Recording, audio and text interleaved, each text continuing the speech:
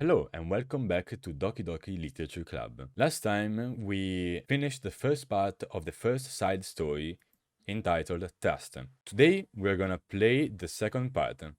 So without further ado, let's begin. We left off with a poem written by Sayori that was very deep and I was very impressed by that. Anyway, another day passes in a flash and it's already time for the next club meeting. Although Monica should have come up with a plan for today's club tasks, she hasn't been able to shake her guilt and anxiety after reading Sayori's poem. I'm so stupid. How did I let myself be the center of attention?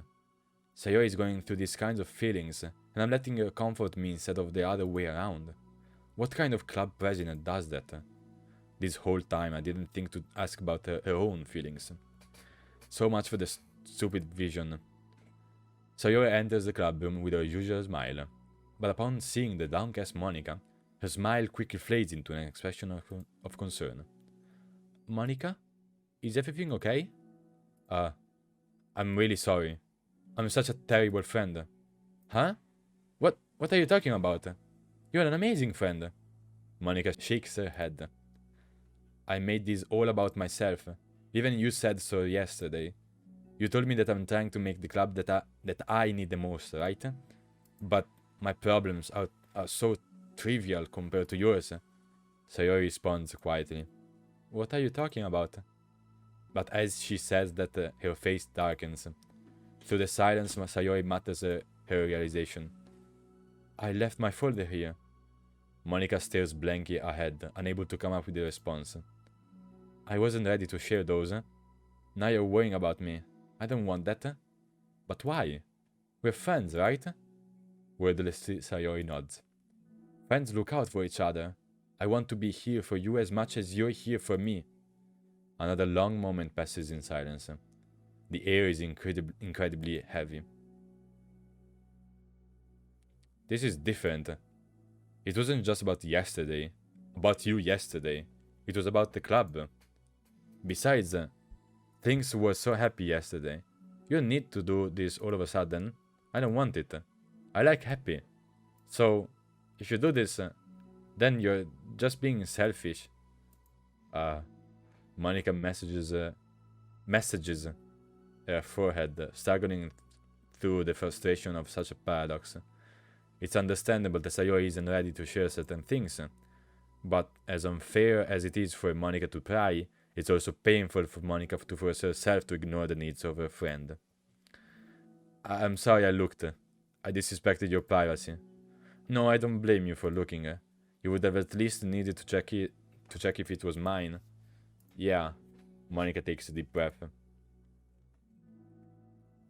Okay, I understand that you don't want me to worry, and I think I'll be able to put this aside so that we can move on. But can you promise me something? Promise you what? Monica pauses to collect her thoughts. This is the literature club. It's a place where people can express themselves in the ways that life normally doesn't allow them. That's the vision. In fact, it's our vision. Write the way into your heart, or whatever. So I just want you to promise me that you do remember that too. It doesn't have to be right now, but I want to be here for you when you need it. I want us to be ourselves like that. Sayori smiles gently. I'll promise if you promise. I'm unable to help it. Monica returns Sayori's smile. I promise. Me too. As the conversation closes, the mood in the room is lifted. With that behind them, it's time to proceed with the club activities. So, wanna teach me about poetry? Huh? But what about recruitment? It's fine, we have plenty of time for that. But right now, I feel like I want to do this. I mean, I do have to fulfill my end of the promise, you know? There's no way I could say no to that. Just don't expect much. I do a lot of writing, but it's not like I'm a scholar or anything. That's fine. I think I just need like some motivation. I never know where to start when it comes to writing poems. Starting isn't so hard. You kinda just need to write down your feelings and see where it takes you. Yeah, but that wouldn't come out any good. It's not supposed to. You're gonna have to fight your perfectionist mind on this one. You can just start by writing your feelings. and see what kind of things it makes you think of. And then you can turn your feelings into a little story. You can get your feelings down first, and then make it sound pretty later.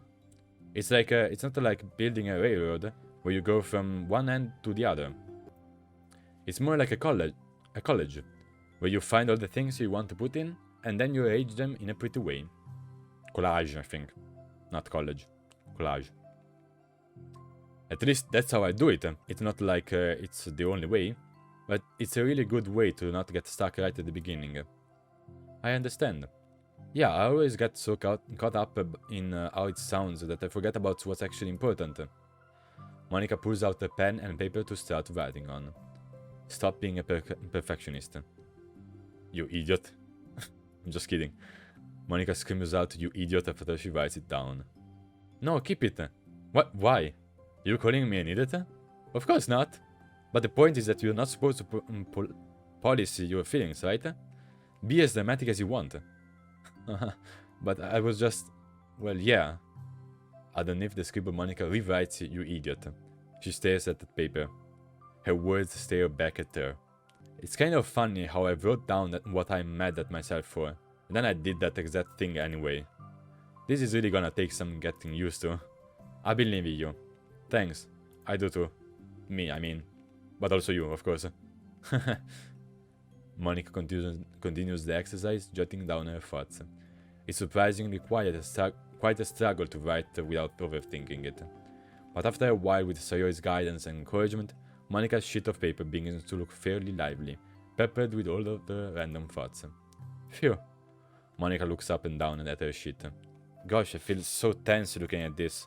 I hate it, but it's also kind of liberating. I can tell how hard you're trying. It makes me happy. You'll be good at writing poems. Don't give me too much credit. I'd have to try really, really hard at it. But I think it's something that I'll enjoy doing. With you. Sayori beams. I stop here, but we'll still have time. Let's try to work on a new flyer for the club. I won't be so picky about the language. Yay, let's do it. Monica and Sayori proceed with their work. With each passing day, the two of them become more confident in the club. Not simply from the recruitment planning, but from their vision as well. As their bond strengthens, so does the essence of the literature club. Finally, they begin to truly feel it's only a matter of time before they find more members.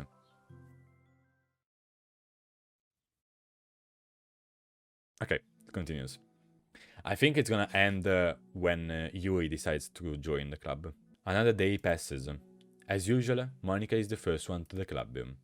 With her is a printout of the revised literature club flyer, complete with all the new ideas Monica and Sayori came up with. If only this was the flyer we gave to that one reading girl the other day. It's so much more attractive than the old one. But the new catchphrase is featured clearly in the center of the flyer. Write the way into your heart. Surely common sense would say that one writes from the heart, not into the heart. But the message being delivered is that one can use writing to discover themselves. Hopefully, Monica and Sayori had thought that it would be enough to garner some curiosity from students. Why do I feel so tense looking at this? Monica thinks back to the previous meeting, when she performed the writing exercise. Was I always this bad at expressing myself? How am I supposed to be president if I can't even demonstrate what the club is supposed to be about? The literature club is slowly beginning to take form, but with that, the weight on Monica's shoulder only becomes heavier. Debate club was always about rigid structure, formulating airtight points and counterpoints and delivering them with conviction. It was about the person on the outside. That's why Monica was so good at it. It existed entirely within her realm of comfort. It's suffocating. I need to break through this mental wall. I need to learn to express myself, for real. Monica pulls out a sheet of paper and grabs her pen. She presses the tip of the pen firmly against the paper. But her hand doesn't move. Instead, a tiny blot of ink collects around the tip of her pen. Monica lifts her pen and stares at the little blotch. For some reason, she feels compelled to run her finger across it. As she does so, the black ink smears across the paper, ruining Monica's canvas. Out of spite for herself, Monica presses the pen down once again, letting the ink collect. She creates a second smear on the paper. Come on, Monica. Just move your hand. Monica writes. This is what I get for seeking perfection. A stain. Huh. Monica slides the paper away from her and puts her head down on the desk. Aww. The air conditioner seems louder today. I'm here. Hi. Monica hears Sayori approach her desk, then stop for a second, probably reading the piece of paper. Then she sits down in the adjacent desk. Bad day? Mm-hmm. Me too. Aw. You too? The new flyer looks so good. You've been working so hard. On the club, but also something else, I think. I can't do it. I'm sorry. It's so hard to just be vulnerable. Sayori takes the sheet of paper from Monica's desk. She writes something down, then stares at it for a while. Can I trust you? Of course. You can trust me with anything. Sayori gazes at Monica with sadness in her eyes. Understanding the signal, Monica takes the paper from Sayori's desk and reads it. Oof. Ah, the chills. Sometimes I want to die. Oof. That's strong. That's a strong sentence. Sayori, this is really, really hard for me. Her voice shakes. So if I can do it, then you can too. Because you're like a million times better than me. That's completely not true. Sayori takes a deep breath, trying to steady herself. That's something about me that I've never told anyone before. Even now, my head is like screaming at me to stop. Wait, you don't have to force yourself. I mean, just because of the promise yesterday, I want to. It just feels right. I mean, maybe it's part of the reason I came to this club in the first place. This is the literature club. I trust you, more than I'm scared. At those words, Monica stands up. Sayori must have taken days to work out the courage for this. Were Monica's own futile but genuine efforts actually the push that Sayori needed? Sayori's deliberate breaths can be heard over the air conditioner. As she prepares herself to continue, Monica waits in gentle silence. I have this problem where I get really upset when people worry too much about me. I can't control it.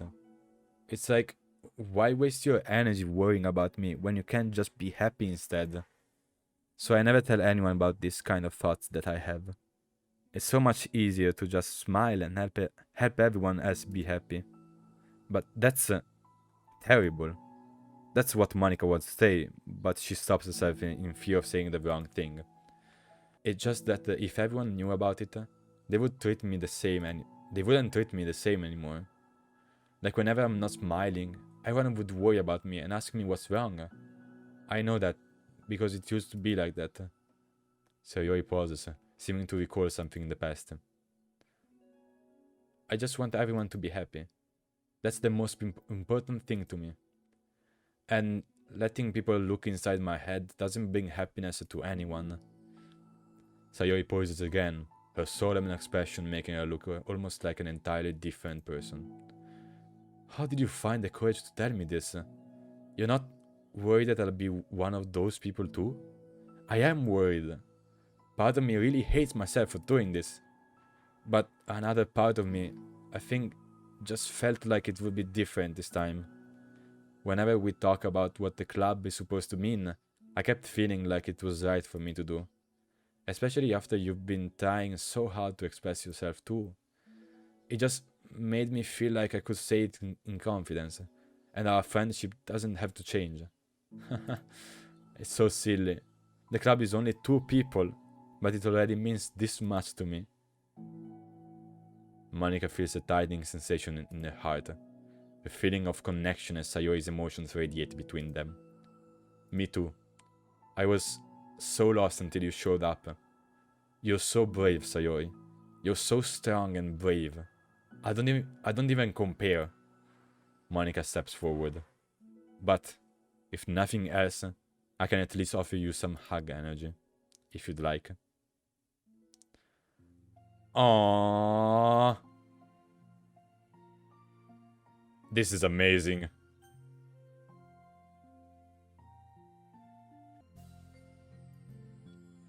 Wordlessly and without a smile, Sayori rests her forehead on Monika's shoulder. Through their contact, Monika can almost feel the torrent of thoughts swimming in Sayori's head. And in this moment, enchanted by the air of the club, Monika realizes that all of the days that have passed, this is the one where she really hopes that nobody new walks through the door. She speaks softly. You're like the sweetest girl I've ever met. You can say anything. I'll never judge you. I promise. Sayori's breath begins to quiver. She takes several deep breaths, trying as hard as she can to start speaking, to say the things she never once dared to say out loud. Finally, she speaks in a choked voice. I'm so worthless. I'm worthless and everyone would be better off without me. She suppresses a sob as a tear falls down her cheek. I'm just an inconvenience to everyone. I'm not good at anything, and it just feels like everyone just has to put up with me. And I hate it. I hate it. The more Sayori speaks, the more she fails to control her voice, falling victim to the overwhelming sadness clutching at her throat and chest. I don't want to have these thoughts. I want them to go away. And now I'm making you put up with me and I just want to die. As soon as Sayori loses her composure, Monika becomes determined to keep her own. She only wants to be what Sayori needs right now.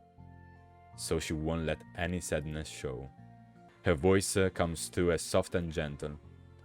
This isn't putting up with you. It's just being your friend. Monika offers a few words of comfort. But she knows, Sayori said it to herself, but the thoughts Sayori experiences are ones that don't belong. And Monika can't magically make them go away.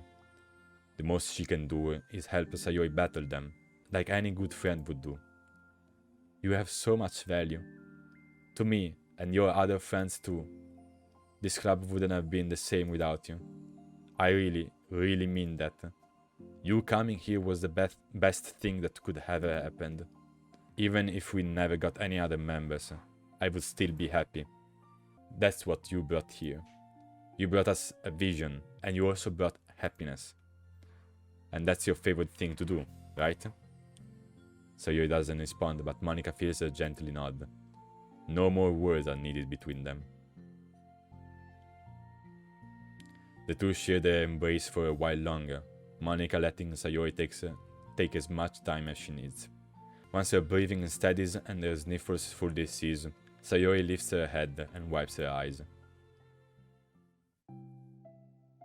I guess I needed that. Some days are harder than others. Well, I'm here whenever you need me. But any other time, I'll make sure that things are the way they usually are. If that's what makes you happy. Thanks. You're the best. No, you are. The two exchange smiles.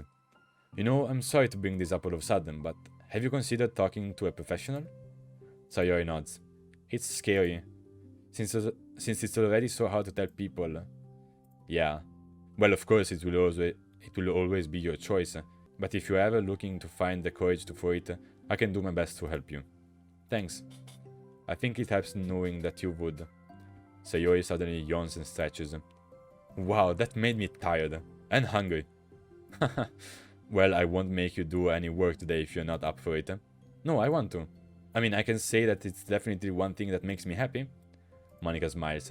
But I might want to get a snack first. All of a sudden, the sound at the door causes the two of them to turn their heads. The door opens halfway, then stops. A face peeks inside. A face that seems familiar. Oh, there we go. Very nice. So that was the second part of trust. That was amazing. This was amazing. Very, very cool.